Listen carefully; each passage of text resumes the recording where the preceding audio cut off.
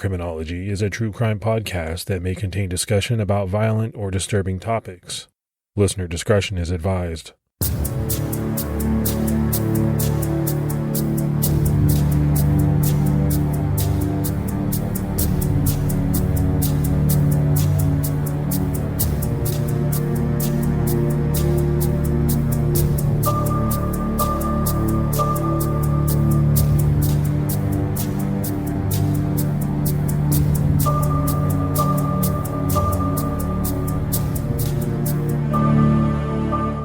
Hello, everyone, and welcome to episode 241 of the Criminology podcast. I'm Mike Ferguson. And this is Mike Morford. Morf, what is going on with you, man? Not a whole lot. Sitting here getting ready to sort through some stuff. And I said, you know what? We're running up against the clock. I've got to jump on here and record this episode. So just some housekeeping, basically. What are you doing? Well, I'm glad you joined me so that we can actually record. Got to get that episode out there. You got a busy schedule, but you made time. I very much appreciate it. Hey, let's go ahead and give our Patreon shout outs. We had John Ellis, Rebecca Bolnay, Naja Abiku, Helen Lambert, Kate Smolka, and Sam Gaffey. So that's a lot of great new support. We really appreciate it. Yeah, that's some really great support. Thank you so much to everyone that took the time to do that. And for anyone else that would like to help support the show, they can do so by going to patreon.com/criminology. Now, don't forget about CrimeCon Orlando. It's coming up in just about 8 months. We're going to be there to hang out, see our old true crime friends, and hopefully meet some new ones. We definitely are going to be arranging another group meetup. Yeah, that should be fun. And CrimeCon Orlando is happening at the World Center Marriott September 22nd through the 24th. So time is running out to get your passes. Head over to crimecon.com to book your trip. And if you want to save some money in the process, use our promo code Criminology to save 10% on your standard badges. All right, Morph. So now that we have all that out of the way, let's jump into this episode. You know, we've covered a good amount of missing persons cases on Criminology, and it's pretty clear that based on the numbers, the bulk of those cases are sadly women and girls, but every so often there is a very mysterious and unusual disappearance of a man. And in today's episode, we're talking about one such case, the December 2009 disappearance of 30-year-old Steven Koecher in Henderson, Nevada. In mid-December 2009, Travis Hansen, the owner of a window washing service in St. George, Utah, received a call that would begin a very strange mystery. A homeowners association in Sun City, Nevada, located in Henderson not far from Las Vegas, was trying to track down the owner of a car that had been haphazardly parked on a cul-de-sac for days. Inside the locked white 2003 Chevy Cavalier, there were flyers visible through the windows for the washing service in St. George, Utah, 120 miles away. So the association decided to call the number on the flyer.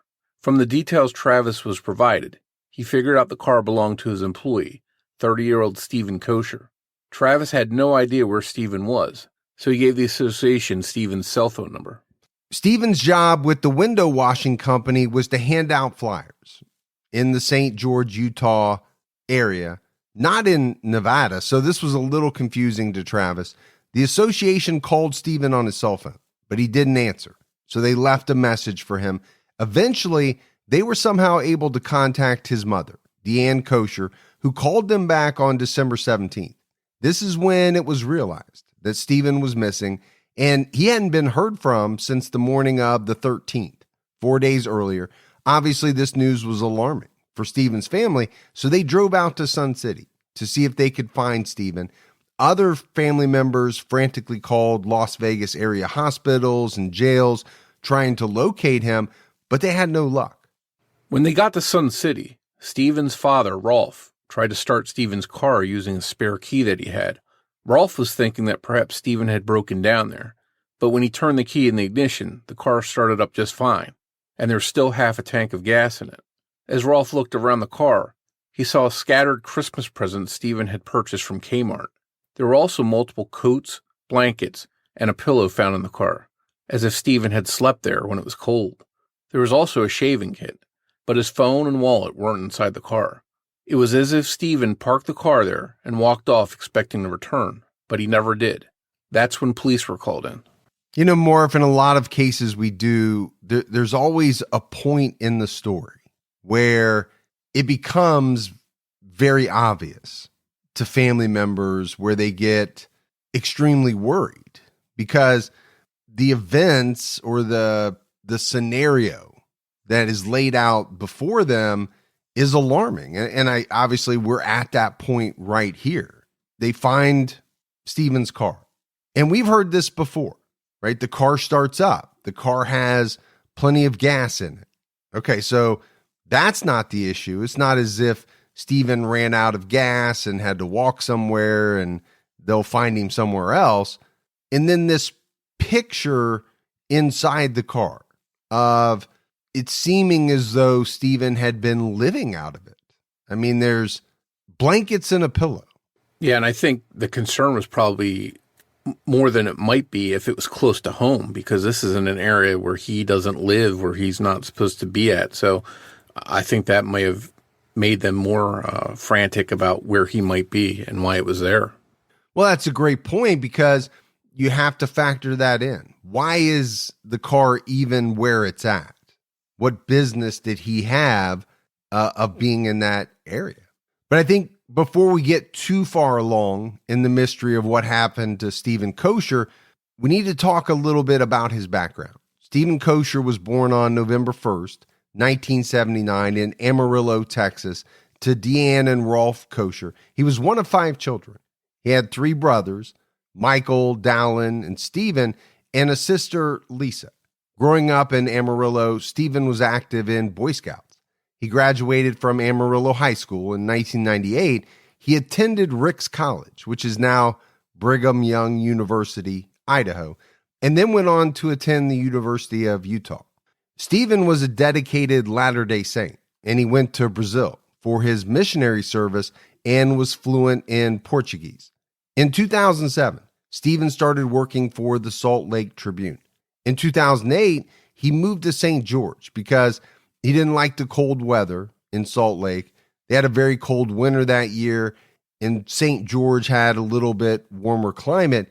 He also didn't like the night shift. He was working at the Tribune, so he moved to St. George and worked as an advertiser for the website Matchbin. After 1 month, though, Matchbin let him go, and he ended up handing out flyers for the window cleaning service. Once police became involved in the search for Steven, they tried to build a timeline and connect some dots. The first hurdle was that no one knew why Steven had headed to Nevada in the first place.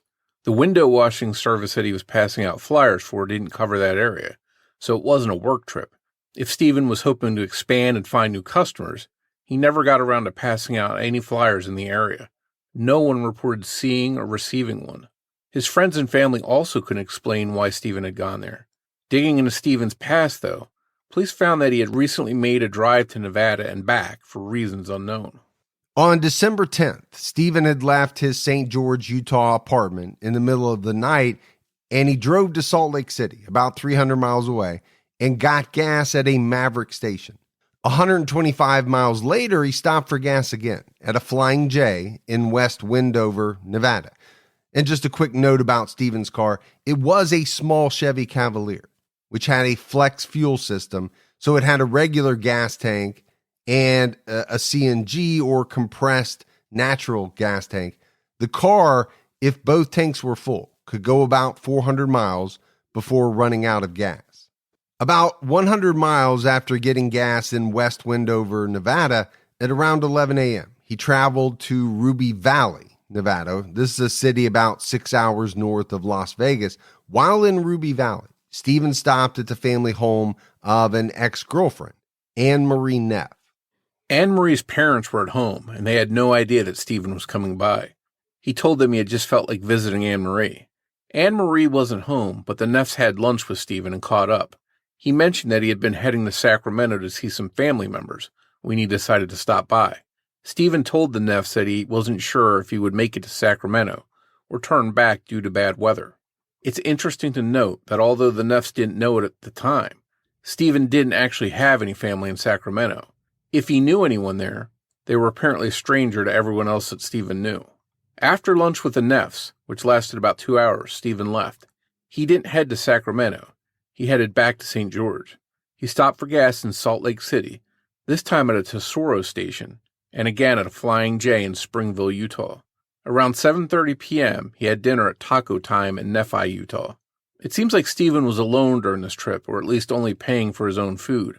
The total at Taco Time was just $3.64. This trip to Ruby Valley and back was a 1,100-mile trip. Now, Morf, I don't know what Taco Time is. I assume it's a fast food joint, maybe along the lines of a Taco Bell. I will say this. I miss the days where you could pull in and eat an entire meal for like $3. Those days are long gone, man. I went to McDonald's the other day and got a meal, and I swear it was over $10 for one, like number 2 at McDonald's. And I thought, what is going on? You know, thinking about when you and I were younger, at least in the area where I lived, Taco Bell was the place that you could go kind of late at night. And with just a couple of bucks, you could get something to eat. Yeah, and I've never heard of Taco Time. I don't know if it's a regional place, but it sounds good because I like Mexican and I can eat some Taco Bell. So I think Taco Time would have been something that I would have tried out. Oh, if you say tacos, man, I'm all in. Same here. But yeah, the sticker shock you get when you pull up to a drive-thru nowadays, especially if you've got a full crew, if you're bringing the full family out, it can add up real quick. Yeah, almost like going out to a fancy restaurant. I mean, that's the kind of prices that it seems like we're looking at. I think sticker shock is the right word to use. On the 10th, Steven spoke to his mom, Deanne, on the phone. They talked about Christmas and about Steven going home to Bountiful, Utah for the holiday. They were going to celebrate Christmas and then on the 26th, have a larger family reunion. She recalled that he seemed excited to come home and spend time with the family, even though he had been having trouble finding a good job over the holidays. She also told Steven that she had deposited some money into his bank account so that he could pay his rent for his apartment. He never ended up withdrawing or touching this money. And Deanne had no idea that Steven wasn't in St. George when they talked on the phone. On December 11th, Steven handed out flyers for the window washing service. At around 3 p.m., he saw 2 kids that had been locked out of their house accidentally, with no one home. He used his cell phone to try and call their mom, but there was no answer, so he took the kids to a neighbor's house to make sure they were safe. He also spoke with the bishop at his ward, who promised him a job in early January. The bishop, just like Steven's mom, didn't perceive any signs of depression or a bad mood when they talked. Steven also stopped at a Jack in the Box in Washington, Utah on the 10th. He spent just $3.21 there. And talking about a throwback, Jack in the Box was something they had around here or in New Jersey where I grew up when I was a kid, and I missed that place. They closed down when I was still pretty young. So Jack in the Box was always a big mystery to me. I would hear about it, and I would hear about it in somewhat glowing terms, but we didn't have them in Ohio when I grew up, or at least in Southern Ohio where I live. And then they came. And I remember when the store opened, I was so excited to go try it. And it was the biggest letdown of any food experience I think I've ever had. It was horrible. And so I was left wondering, why had I been hearing about Jack in the Box all this time when it was nothing special at all? Now, maybe it is for some people. You seem to have pretty fond memories of it. The one memory I do have of Jack in the Box being younger is seeing on the news that they had some kind of big, what was it, E. coli breakout or something. It was big news. Yeah, I know the rumor when I was a kid was that they got closed down because they were selling kangaroo meat or something like that, but who knows if that's just an urban legend. But what I think is interesting here is that some of these places that Steven's stopping at, maybe it's a regional thing, but there are restaurants that I haven't seen in my areas that I've lived in, at least in quite a while. So maybe just the area that he's traveling in, it's popular out there. Well, I thought Jack in the Box was a Western chain, like California, Nevada, out that way. That's what I always thought. And then they made their way east. But you're saying that you ate there as a kid, so I'm not sure. I just know I did not like it, and I never went back. It was a one-time only thing. On December 12th, Steven took off on another long trip. His phone pinged in Overton, Nevada, near Lake Mead in the morning. That evening, he stopped for gas and snacks at a Shell station in Mesquite, Nevada, near the Arizona border. 3 hours after that stop in Mesquite, around 8 p.m., he was in St. George again at Kmart buying presents for his brother's kids for Christmas. The two cities are only about 45 minutes away from each other, so there's quite a gap in time there. Around 10 p.m., a neighbor saw Steven get home and go into his apartment. So this leaves another large gap in time, since Steven's apartment was only a short distance away from the Kmart, not 2 hours away. So Morf, as authorities are putting kind of the timeline of his movements on different days together, obviously they're able to get some good information about where he was on certain days at certain times, but there are gaps. If he's driving around, okay, they don't know what he was doing during that time, but there are, some of these where he's at Kmart and then he goes home, but Kmart is close to his home, but yet it's 2 hours before he gets there. And so, there's some mystery to those parts. Yeah, and I think it's important that to really fill in the blanks as much as possible, because you never know if one of those little missing chunks of time holds some kind of clue that might help solve the case in the long run. Yeah, I think it's important, but it's also difficult, right? To really fully vet out what somebody was doing during points in time where no one saw them. Okay, how do you figure it out? At 10:30 p.m. on December 12th, Steven left his home again. It's unknown where he went or what he did, but the next morning at around 8 a.m. Vegas time, or 9 a.m. Utah time, Greg Webb, the president of the ward Steven attended, called him asking to attend the 11 a.m. meeting because he was out of town. Steven told him that he was actually in Las Vegas at the time of Greg's call, so he wouldn't be able to do it. So Webb told Steven he would find someone else. Unfortunately, Greg Webb didn't ask Steven what he was doing in Las Vegas.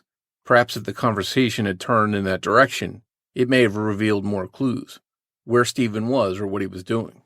At around 10 a.m. Vegas time, 11 a.m. Utah time, Steven received a call from the ward clerk, Seth Aboud, asking him to announce during the 1 p.m. service that there would be a church basketball game on the 16th.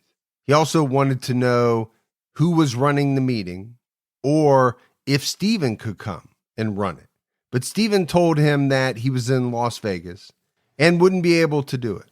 And here again, just like with the call with Greg Webb, no one asked Steven why he was in Las Vegas or when he would be back in St. George.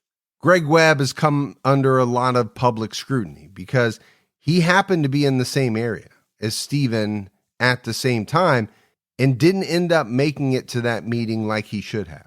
It's a 2-hour drive from Las Vegas to St. George, and Webb said he was already on his way back, but he didn't make it. He also reportedly didn't ask Steven what he was doing there. So some people have speculated that there was a little bit more than meets the eye with both men being in the Vegas area at the same time. The pillows and coats in Steven's car have led some to speculate that perhaps somewhere during Steven's travels, he decided to sleep in his car. They could have been left over from another trip, or maybe he was planning a trip to the Salvation Army to donate the coats. But that gap in time being overnight makes it seem possible that he did sleep in his car for some reason. The low in St. George on the 12th, when Steven left, was 28 degrees, and the low in Las Vegas on the 13th was 43. You could certainly see with those temps that Steven might want things like those coats to keep him warm if he did sleep in his car. Some people also think that if Steven had gone back to his apartment for any period of time, that he would have brought in the Christmas presents that he bought at Kmart, and that the only likely reason to leave the presents in the car is if he knew he wouldn't be going back to St. George before Christmas. Police were able to obtain surveillance footage in Sun City, Nevada, which helped them piece some things together. At 11:54 a.m. on December 13th, Steven Koecher parked his car on Savannah Springs Avenue in Sun City. This is a 55 plus retirement community with a very active homeowners association located in southern Henderson. A home security system caught Steven's white Chevy as it drove down the road. A camera on Savannah Springs shows that about 6 minutes later, Steven got out of the car and walked down the street. He walks away from his car down the sidewalk, the direction that he drove from. He was holding something small, but the footage is so grainy, you can't tell what it is. Some people think it's a folder, something like a portfolio. Others think it's a small case or bag of some kind. A security camera on Evening Light Street, the first road you can turn on from the end of Savannah Springs Avenue, caught Steven walking. It's just his reflection in the window of a minivan, but it shows that he turned, crossed the street, and started walking north on Evening Lights. The last sign of him was just before he walked in front of 2260 Evening Lights. These videos also show a white SUV driving down the cul-de-sac, turning around and driving slowly, stopping directly across from Evening Lights Street as if the driver was watching Steven. But police identified the driver of this van, and it turned out to be a realtor on the way to show a house, and they've been cleared of any involvement in Steven's disappearance. And here, I think you have a situation that investigators run into a lot. You've got footage of Steven, and then you have footage of this white SUV. It almost seems as if the SUV is kind of stalking Steven or following him. I'm sure from the viewpoint of investigators, they were very interested in figuring out, who the driver of the SUV was, what this person was doing. And then it turns out to be nothing, just a realtor on his way to show a house. I mean, I'm sure that happens day in and day out for law enforcement and investigators. Yeah, and I think it just goes to show that when you're looking at little chunks of clues and vehicles of interest, things like that, not everything is nefarious. Sometimes there's a logical explanation, and fortunately, police were able to track down this van. But one thing I wanted to mention was a cul-de-sac is not someplace where, you're not getting a steady flow of traffic. It's a dead-end street that basically is a turnaround where you go back out. So I used to live on a cul-de-sac, and when we would get people coming in, you paid extra attention to them because you thought, okay, they're here to see me or one of the neighbors, or if they weren't, then what are they doing here? So I think when you're on a cul-de-sac, it's a little bit of a closed-in area. It's easier to pay attention to people, and anyone there is going to get some attention. Police also determined that at around 5 p.m. on December 13th, roughly 5 hours after Steven parked his car, his phone pinged near Arroyo Grande Boulevard and American Pacific Drive. This was more than 10 miles northeast of 2260 Evening Lights and Savannah Springs Avenue, where he left his car. At 7 p.m., his phone pinged another 2 miles north of that location, on a different tower near Whitney Ranch, another subdivision of Henderson. Early on December 14th, his phone pinged again.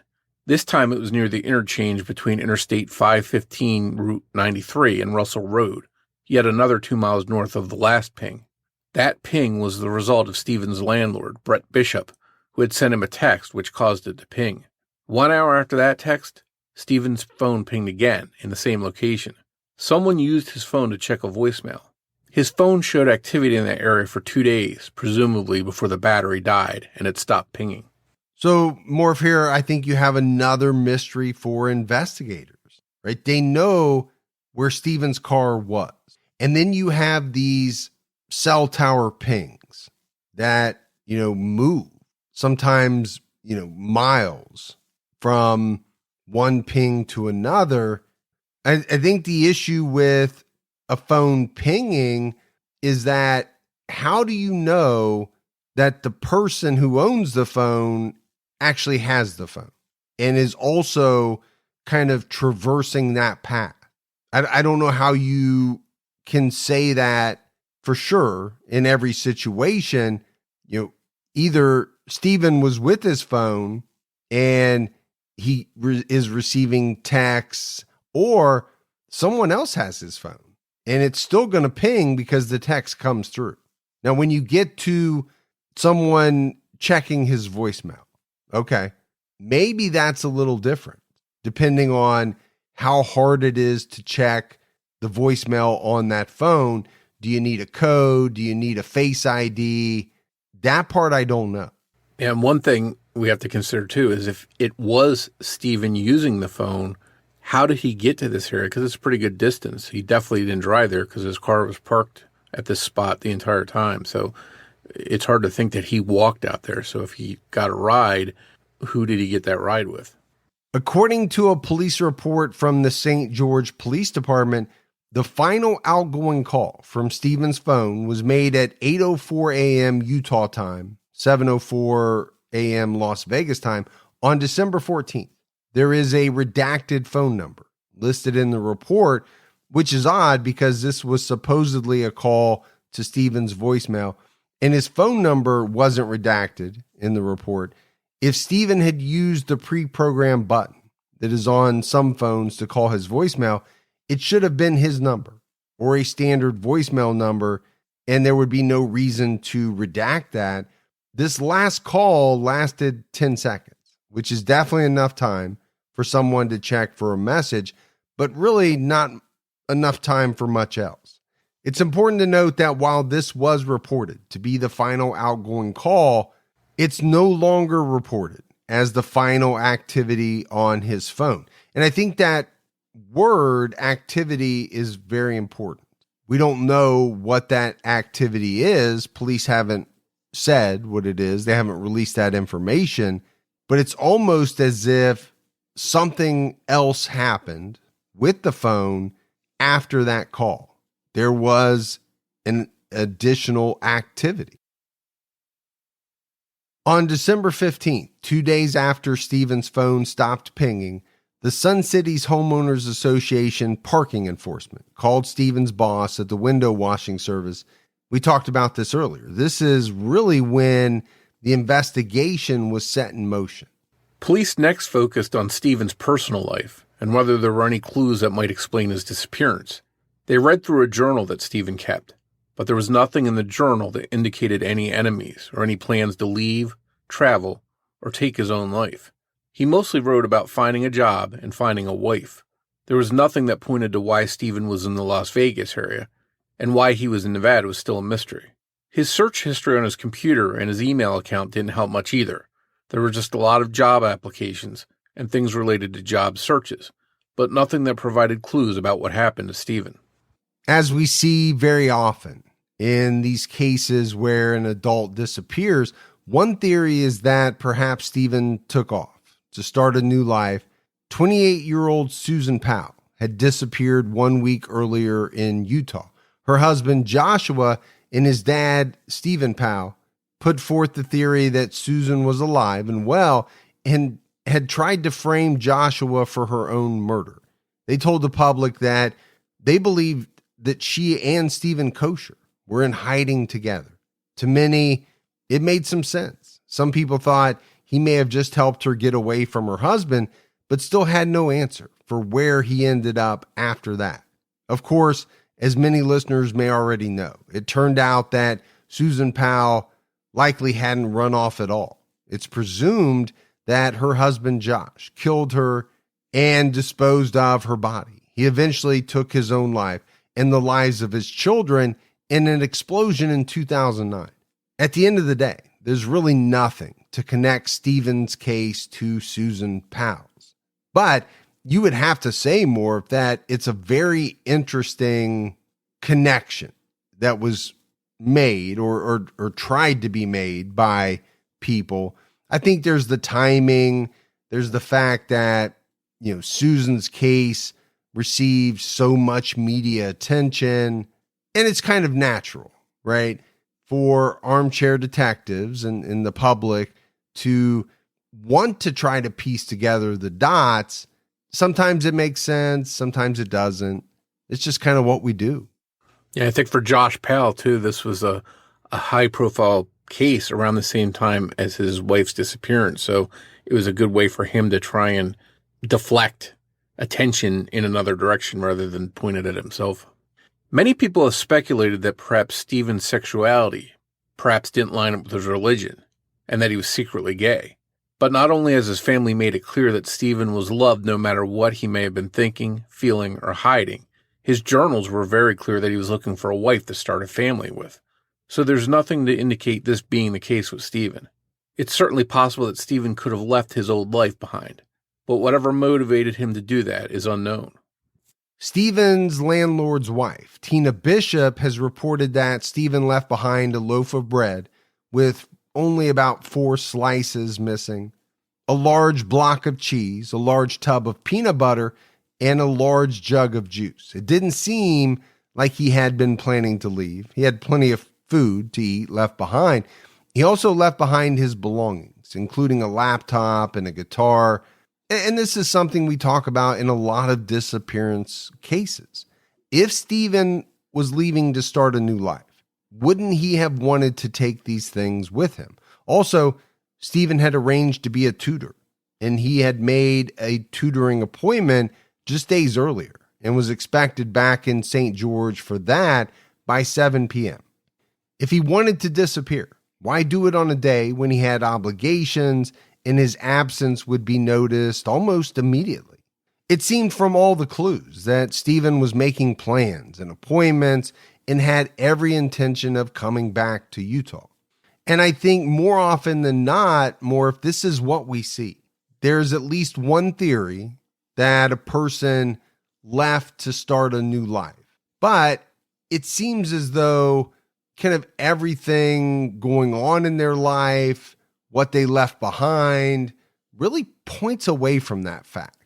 Other people think it's possible that Steven had some sort of mental break, and this could explain why his disappearance was so odd and disorganized, and also the seemingly random driving leading up to his disappearance.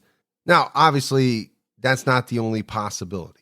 He could have gone to Las Vegas, planning to take his own life, but if he did, where are his remains? The desert areas near where Steven parked and where his phone later pinged were searched closely, but revealed no sign of Steven or his remains. And then I think you have to ask the question, if he was planning to end his life, why Las Vegas? And I think it's one thing we need to point out is that there's a large area of desert out there where you could conceivably lose yourself and take your own life and not be found. So, it'd be the equivalent of searching for a needle in a haystack. They knew generally what area he might be in, but it's still quite a big task to try and find someone in that area.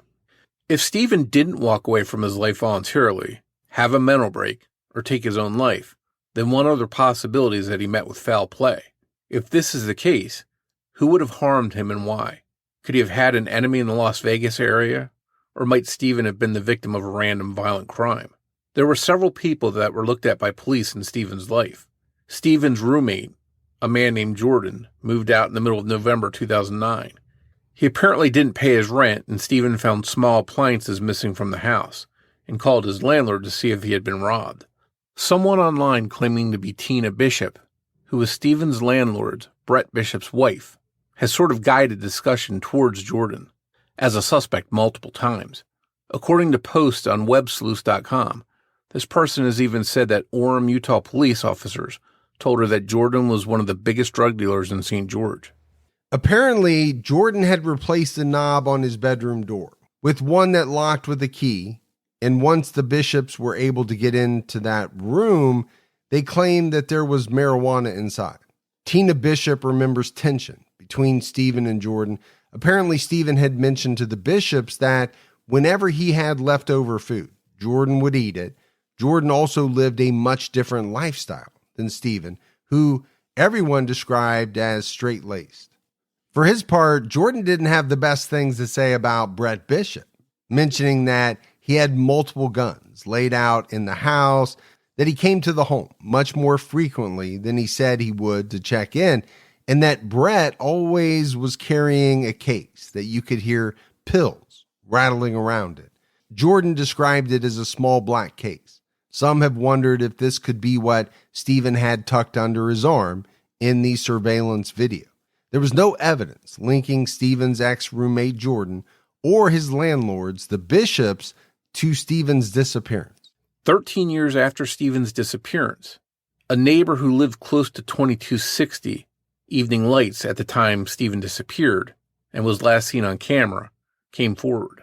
The witness's account was very vague, but they claimed they lived on Savannah Springs, the cul-de-sac that Steven parked on. This neighbor lived 2 houses down from the end of the cul-de-sac. The neighbor said that they spoke to Steven between 11:54 a.m. when he parked and 12 noon when he walked out of the frame of the surveillance camera for the last time.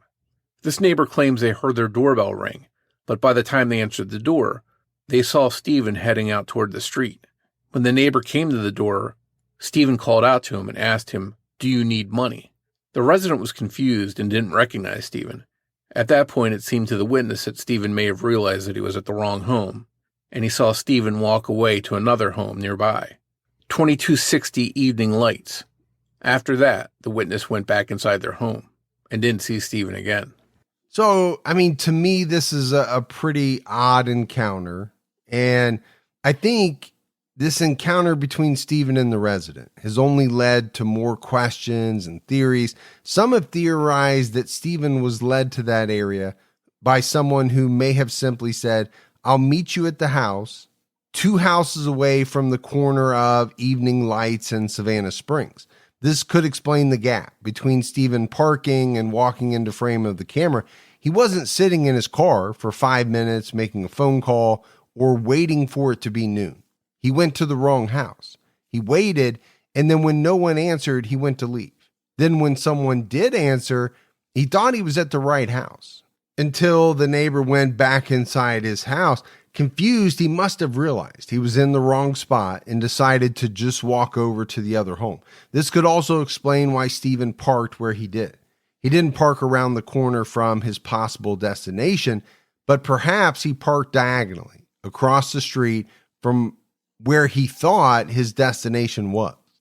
We mentioned the home that Steven was allegedly seen walking to was 2260 Evening Lights, which was owned by a family by the last name of DiMaggio. A neighbor recounted that they saw people at the DiMaggio home at 2260 on the day that Steven disappeared, moving stuff out of the house quickly. Over a 3-hour period, they used a moving van, but it still seemed like it was an unplanned move to the witness because of the speed and how many boxes it took.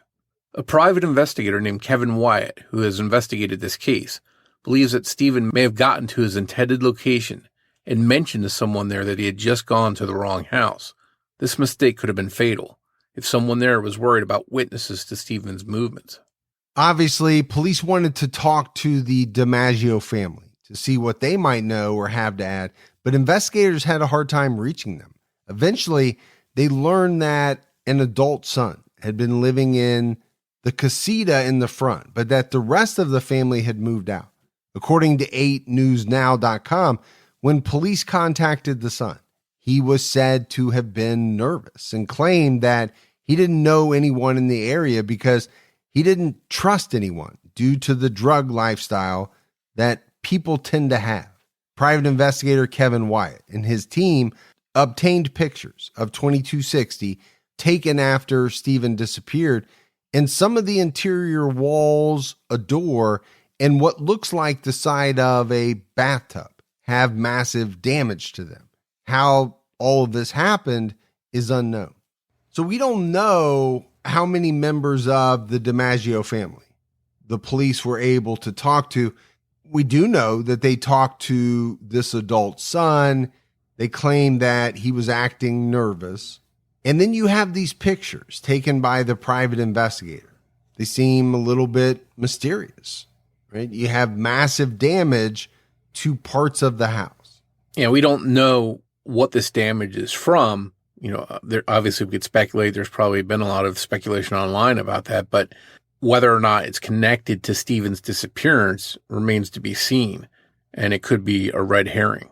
But no doubt, when someone disappears and their last known sighting is essentially walking up to this house, okay, investigators are going to hone in on that. One other interesting detail regarding the time leading up to Steven's disappearance was revealed. Sometime between December 1st and December 5th, Steven's landlord, Brett Bishop, called Steven's parents home and left a message about his rent situation. Steven was 3 months or $1,500 behind. At the end of November, Steven had stopped answering Brett's phone calls, which was unusual. Brett Bishop called Steven's parents to ask if Steven had asked them to borrow money, or if he was planning to move and hadn't told him.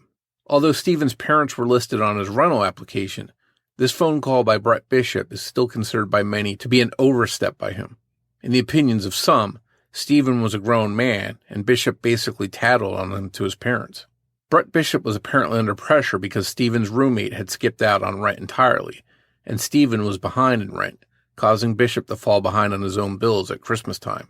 I think in Brett Bishop's defense, if you're a landlord and someone owes you 3 months of rent, you're probably going to start looking for them or trying to find them however you can to recoup that money. And this would include calling people listed on his rental application. Yeah, I mean, I get that some people are calling it an overstep, but I'm kind of with you, Morf. You know, if you're in the situation that Brett Bishop is in, you're going to do whatever you can think of doing to try to get that money back. And if you got to call somebody's parents, you're going to call somebody's parents and say, hey, what's going on here? After hearing the news that Steven was 3 months behind, his dad called Steven to talk about the rent and asked if he needed help. According to Brett Bishop's wife, Tina, in the web sleuth discussion, Steven assured his dad that everything was fine and that he had worked something out. It was also noted that he corrected his dad, claiming it wasn't that he was 3 months behind. And according to Tina Bishop, Steven hung up on his dad. Post by someone claiming to be Tina Bishop confirmed that the Bishops and Steven had some sort of plan for Steven to catch up on the rent, but it's never been stated what that plan was. So it seems that Steven may have had financial issues. After all, he was behind on the rent. But Steven's mom gave him money in his account before he vanished that he didn't use. Steven also had a check from his grandmother that he never deposited. He had received it in September or October when the family visited Cedar City for the Shakespearean Fest there. If he was 3 months behind rent in December, why hadn't he cashed that check? Why didn't he touch the money that his mom gave him for rent? It's interesting to note that in the time before Steven vanished, he was only responding to his fellow church members. He ignored texts and Facebook messages from his old friends and wouldn't respond to his landlord. On December 9th, his friend Tom sent him a message on Facebook that he never replied to. This wasn't out of the ordinary for Steven, but he was usually more prompt about returning text messages. A text from Tom on December 10th also went unanswered. It seems like something happened in the fall that disrupted Steven's life. If we knew what it was, we may know what happened to him. It's that lack of answers that has led to continued theories and speculation. If Steven was delivering something illegal or secret and it got him killed, who was he delivering it for? Who was the package for that he seemed to be carrying, and what was in it? It seems, according to Web Sleuth's post, that Steven's landlord, Tina Bishop, and his ex-roommate, Jordan, both seem to vaguely point fingers in each other's direction, and both have spoken out about the case. The adult son who lived at 2260 Evening Lights, who won't talk about the case, is alleged to have a violent criminal record. But then again, apparently so does Steven's landlord, Brett Bishop, and Steven's roommate, Jordan. It seems as if a lot of people in this case have checkered pasts. The leading theory online is that Steven made a deal to deliver something for Brett Bishop, perhaps to clear his rent debt, and ended up at a murderer's house. Normally, the drug deal gone wrong theories are pretty far out there. But this time, there's actually a little bit that might make you buy into that theory a little bit more. In August 2009, Brett Bishop's neighbor in Orem, Utah, reported a suspicion that Bishop was trying to hide a stolen 2005 Porsche SUV. It turned out to be a Porsche stolen from a car dealership in Scottsdale, Arizona in April 2005. The plates on it belonged to a Toyota Tundra, and the VIN had been altered to attempt to hide the theft. A search of Brett Bishop's home revealed multiple guns, scopes, a homemade silencer, marijuana, scales, pipes, rolling papers, a medical marijuana ID card in Bishop's name, pills without prescriptions on the bottles, and prescriptions for multiple different people for things including Xanax, Valium, hydrocodone, Percocet, morphine, and 2 different muscle relaxers. Clearly, this is some serious and hardcore stuff. Many people think that Steven could have been duped into delivering something illegal, like being told it was something else or being told it was somehow legitimate, or that Steven had no idea what he was doing at all. Others say that perhaps he knowingly was involved in delivering drugs to help himself financially. But those who knew Steven say he never would do anything illegal. And maybe Steven had this one secret or other secrets. And so far, those secrets that may help solve this case have remained buried. If you have information about the disappearance of Steven Koecher, you can submit anonymous tips through Crime Stoppers by calling 702-385-5555.